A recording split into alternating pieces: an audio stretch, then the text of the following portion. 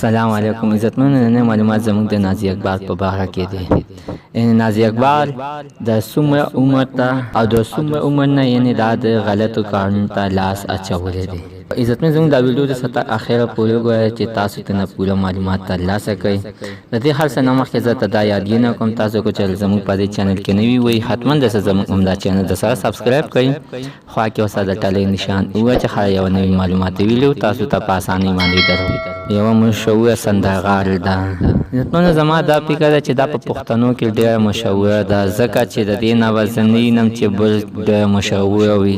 کمې مشهوره وي هغه وفات شوي دي. دا یوه مشهوره سندرغاړې پکې پاتې ده. خو دې دغه چې د سندرغاړو د هنر نومونه یې وشرمول ځکه چې دی په لږ وخت کې ځان ته ډېر غټ نوم پیدا کړی و. ډېر خوږ اواز به یې لرلو.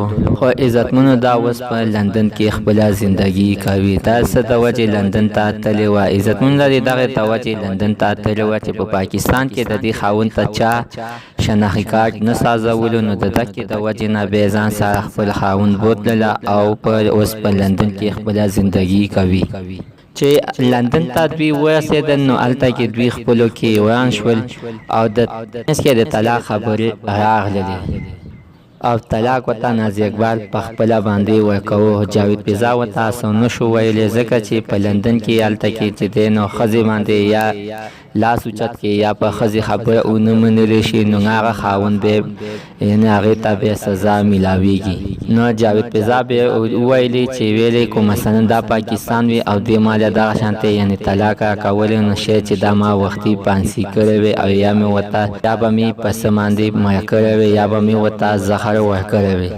عزتمنو جاوید پیزا وایي چې ما ورته د دکې د وجې څه ونه ویلې چې دا لندن دی. په لندن کې یعنې په ښځو باندې چې لاس اوچت کړي او هغه مخې سره ځي تحنیر ته او در باندې بیا رپورټ کوي.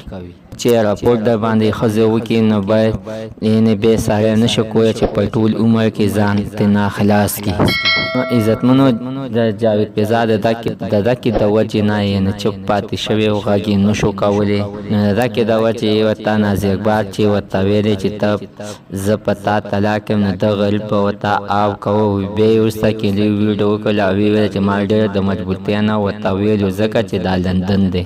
عزتمنو زموږ نننۍ معلومات ته د دې پورې د نوي معلومات دپاره زموږ همدا چینل د سره سبسکرایب کړئ. خوا کې ورسره د ټلۍ نشان ووایه چې ښایي یوه نوي معلوماتي ویډیو تاسو ته په اسانۍ باندې در ورسوي.